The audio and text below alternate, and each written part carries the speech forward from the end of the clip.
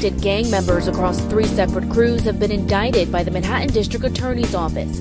DA Alvin Bragg says the groups committed fatal and horrific gun violence in Inwood and Washington Heights. Bragg says these groups are responsible for approximately 50% of the shootings so far this year here in Washington Heights and Inwood. Investigators say they are members of rival gangs that targeted neighborhoods in Harlem. Prosecutors say gun violence from both gangs terrorized the community, with innocent bystanders often caught in the crossfire.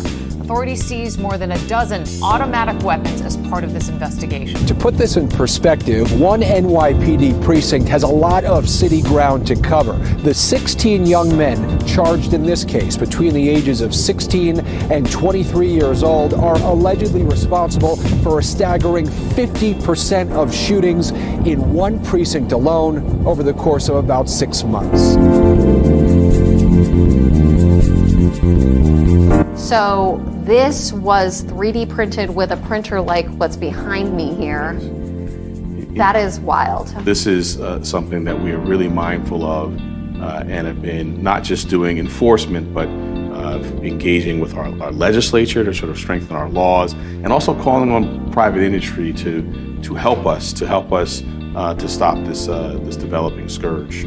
In a letter today, DA Alvin Bragg called out 3D printer company Creality to up its security measures and stop the spread of 3D printed guns. $295,000 to fight youth gun violence. And that's not just any money. It's funds seized by the DA's office from bank crimes the office has prosecuted. The applications to get that funding for 2026 have just opened up. So we're excited to do it again. We're seeing people who are going on and doing internships, continuing with their education, and so it pays dividends. The NYPD agrees from a crime-fighting perspective.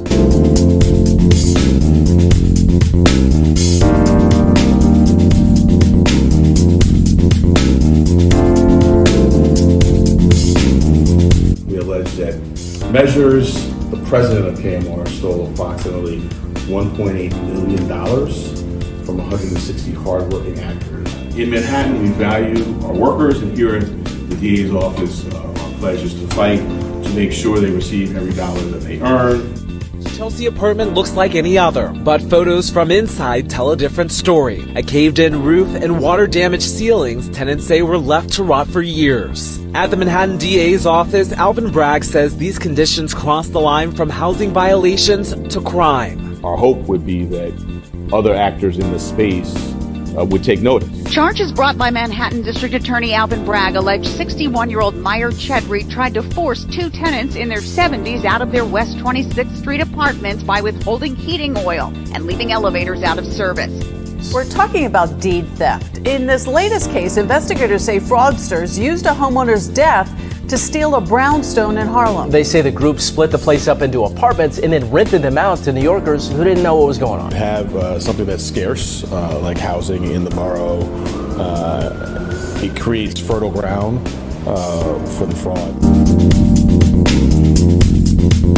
Ryan Hempel was arraigned earlier today and remanded on a 116-count indictment, charging him with predatory sexual assault of 6 women over a 5-month period. This is a case about correcting commonly held misperceptions about rape. Rape can and does happen between acquaintances and between romantic partners.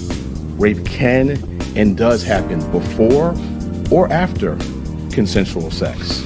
I want to take a moment to urge any survivors of sexual assaults to reach out to our Special Victims Division. At 5:09 here, 15 people now indicted for sex trafficking. The Manhattan District Attorney says a sex trafficking ring forced women who wanted to come to the United States from Venezuela into prostitution. District Attorney Alvin Bragg has led the charge in New York to prosecute cases of domestic violence. This is one of the most common charges in the borough of Manhattan, in the city of New York, and nationwide. Manhattan District Attorney Alvin Bragg says Armstead targeted 7 women in March and April of last year, walking up to them and punching them in the head or face. The violent attack in Midtown is now being prosecuted as a hate crime. Manhattan's district attorney says the suspect targeted a gay Hispanic couple last month, and now he's facing serious charges. When a person is sent home from jail, that's when their work begins. We go up to them and we just try to offer their services or anything that they are in need of. Coats, sweatpants, food, Metro card clothes, as anything that they need right here in this moment, I can provide it for them. DA Alvin Bragg believes the program fills a critical gap after a court appearance. People getting a variety of services, that translates into stability, translates into people coming back for their court dates, and translates into less crime and less recidivism. Phoenix, South New York, and Manhattan District Attorney Alvin Bragg celebrating the opening of a new clubhouse in Harlem. The site will directly support community members navigating serious mental health challenges and provide peer-driven support. Manhattan DA Alvin Bragg announcing 2 people have been arrested for subway crimes. DA Bragg spoke to WINS. We're seeking accountability in the courtroom. We're also trying to help improve our mental health infrastructure to be on the front foot with prevention. Defrauding an elderly couple in New York City. Alfredo Mateo allegedly used more than 20 stolen checks to deplete their bank account. He worked as a doorman in their building. Manhattan District Attorney's Cybercrimes Bureau found these bad actors had access to more than 1 million stolen cards from across the country. And they sold data from those cards in a structured, sophisticated way on 12 websites. Starting today, if criminals go to these sites, they'll see they've been taken down by DA Alvin Bragg's office. Do credit reports. Use complex passwords. Don't give your information out. Be vigilant about clicking on links, an email you get from someone who you don't know who the sender is. 2 men who went to jail for decades for a conviction we no longer have confidence in. We also have an unsolved homicide. The Manhattan DA's office and attorneys from the Innocence Project moving to vacate second-degree murder convictions for both men, cleared by advancements in DNA testing.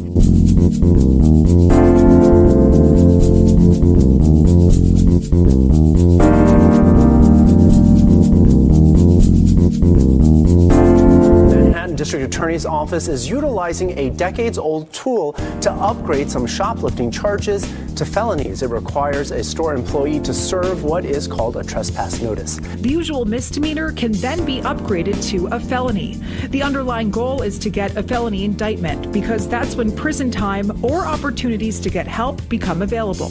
Defendants who graduate from treatment programs, 85% of them do not commit a new felony within 3 years if they successfully finish that treatment.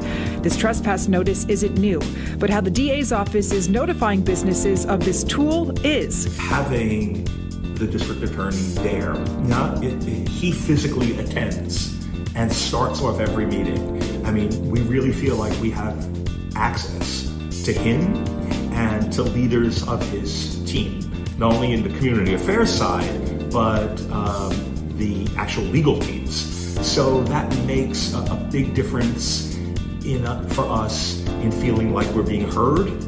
It makes a big difference to us in that we feel that our issues are being addressed.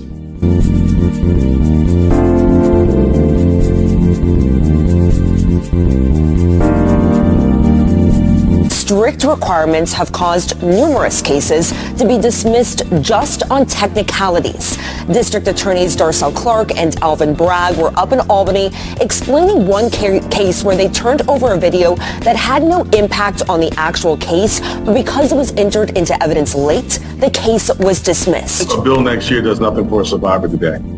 According to Governor Hochul, it created a loophole, causing cases to be thrown out on technicalities. Bragg believes this program could be a game changer when it comes to violent random crime and recidivism. Next time, it might be that the person causes someone significant physical injury. The Support Act is one of the measures that takes a step forward to addressing what I would call a gap. The Manhattan District Attorney and New York lawmakers announced new legislation today. Landlords who engage in a systematic, ongoing course of conduct across multiple properties could now be charged with a new Class D felony, aggravated harassment of a rent-regulated tenant. And one recurring thing we saw was scaffolding. People want to do stuff in the shadows. And so you remove the scaffolding, which we did as a part of one of these initiatives, and sunlight comes in and people stop doing things they shouldn't be doing.